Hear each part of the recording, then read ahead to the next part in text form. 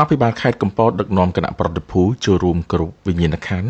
សម្ភារៈកងទ័ពពលីចំនួន3រូបក្នុងស្រុកជុំគ្រីនិងស្រុកឈូករយៈពេល2ថ្ងៃគឺនៅថ្ងៃទី12-13ខែធ្នូឆ្នាំ2025ឯកឧត្តមម៉ៅធនិនអភិបាលខេត្តកំពតនិងឯកឧត្តមតាហាប់ប្រធានក្រុមរក្សាខេត្តបានដឹកនាំគណៈប្រតិភូគ្រប់វិញ្ញាណក្ខន្ធសម្ភារៈកងទ័ពដែលបានពលីនៅសមរភូមិមុខចំនួន3រូបរួមមាន1លោកពលបាលឯកង៉ែតចន្ទថុលអាយុ31ឆ្នាំកងពល31វរៈ312មានទីលំនៅភូមិឆ្មាឃុំច្រេះស្រុកជុំគ្រីខេត្តកំពតពលីនៅថ្មដា2លោកព្រិនបាលឯកមាសយ៉ាអាយុ36ឆ្នាំកងពល31វរៈ312មានទីលំនៅភូមិបាក់នឹមឃុំច្រេះស្រុកជុំគ្រីខេត្តកំពតពលីនៅថ្មដា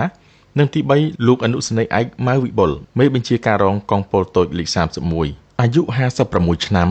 មានទីលំនៅភូមិត្រពាំងជ្រៃឃុំឈូកស្រុកឈូកខេត្តកំពតពលីនៅថ្មដាខេត្តពោធិ៍សាត់ដែលវរៈកងទ័ពទាំង3បានពលីកាលពីថ្ងៃទី11ខែធ្នូឆ្នាំ2025ស្ថិតក្នុងវេលាប្រកបដោយសមានតុដ៏ក្រៀមក្រំនេះឯកឧត្តមអភិបាលខេត្តបាននាំយកថវិកានិងលិខិតរំលែកមរណទុក្ខប្រគល់ជូនដល់ក្រុមគ្រួសារសពនិងបានចូលរួមរំលែកទុក្ខជាមួយក្រុមគ្រួសារសពវរៈកងទ័ពទាំង3និងសូមសម្ដែងនៅសេចក្តីសង្វេគសោកស្ដាយស្ទើររកទីបំផុតគ្មានចំពោះការបាត់បង់វរៈកងទ័ពដ៏អង្អាចក្លាហានរបស់យើងដែលនេះជាការបាត់បង់នៅអិសរាជជនស្នេហាជាតិដ៏ឆ្នើមដែលបានរួមចំណែកយ៉ាងធំធេងក្នុងការប្រយុទ្ធតស៊ូការពារបូរណភាពទឹកដីអធិបតេយ្យភាពជាតិពីការឈ្លានពានរបស់ទាហានថៃហើយវីរភាពដ៏អង្អាចក្លាហានរបស់វរៈកងទ័ពទាំង3ដើម្បីបុព្វហេតុការពារជាតិមាតុភូមិនេះគឺជាគំរូដ៏ល្អឯកសម្រាប់យុវជននិងប្រជាពលរដ្ឋគ្រប់រូបត្រូវតែចងចាំនូវគុណូបការៈដ៏ថ្លៃថ្លានេះឯកឧត្តមម៉ៅធនិនអភិបាលខេត្តកំពតក៏សូមបួងសួងដល់ដួងវិញ្ញាណក្ខន្ធ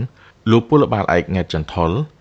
លោកព្រិនបាលឯកមាសយ៉ានិងលោកអនុសេនីយ៍ឯកម៉ៅវិបុល